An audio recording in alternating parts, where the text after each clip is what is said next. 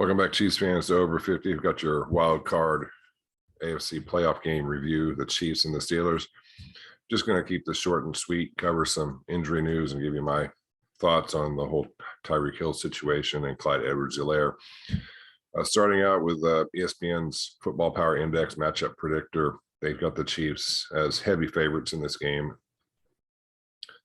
I would not pick Pittsburgh straight up, but I don't know that I would necessarily be comfortable giving the points that I've seen. I've seen anywhere between 13 to 12 points. I think I even saw 13 and a half. I just think that's a little too much, and I'll get into that here in a couple minutes. But if you're new here, if you would, please hit the subscribe button. If you like the video, hit the like button, comment down below, share this video with your friends out there. And if we look at Chiefs injury news, this is what's got everyone all up in arms on the internet. Clyde Edwards-Helaire was downgraded from being a limited participant to not participating from Wednesday and Thursday's practice. And then Tyreek Hill was also a full participant on Wednesday and limited on Thursday. This is my thought on this. I'm thinking that with Tyreek Hill, he probably looked good on Wednesday. They decided, okay, let's shut him down. Let's let him do a little something, to keep, to practice the, work the heel out so the heel, basically, to keep it, I guess, keep everything copacetic, work it out, just, but don't overdo it. And then they're going to probably see what happens today. So obviously we don't have Friday's information. So I don't think this is that big a deal.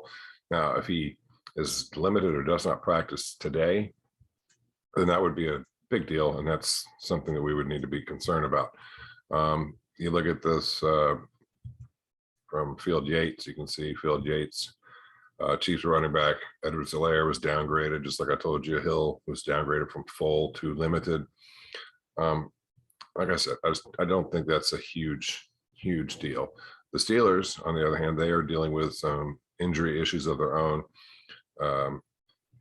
Najee Harris still did not practice yesterday, and he did not practice on Wednesday. So he's dealing with that elbow issue. Something I thought was interesting is guard Trey Turner showed up on the injury report yesterday. And if you look at the injury report from Wednesday, he's nowhere to be found. So I think that could speak volumes to, if he's not able to go, to our offensive line or our defensive line being able to cause issues with Ben Roethlisberger's ability to throw the football. What could be interesting is Juju Smith-Schuster returned to practice on Thursday after being placed on the reserve injured list on the 16th with a shoulder injury. He still remains on the injured list, and the team has a 21-day window to activate him to the 53-man roster, or he stays on the reserve injured list. We all know he suffered an injury against Denver week 5, but with him and down here James Washington being activated off the reserve COVID-19 list, Juju Smith-Schuster was someone that was not there during the Christmas week game where the Steelers got blown out of Arrowhead, and it wasn't even competitive. It was like over by halftime.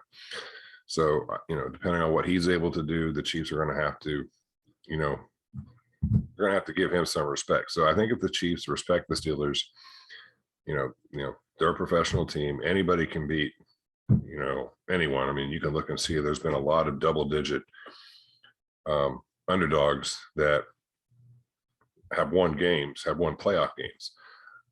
But I think only all of those that lost were, I think the favorites they weren't at home. The favorites were on the road. I think the last one was Seattle when Beast Mode just ran through everybody. But that's all I got for you guys. Again, the game will be on NBC 8:15. So hopefully the Chiefs will do what they need to do, take care of business, and we'll see if they can do that, we'll see who they get in the divisional round, but they've got to get through the Steelers first. So with that, I'm going to go ahead and bug out of here. Y'all take it easy and take care, and I'll catch you later.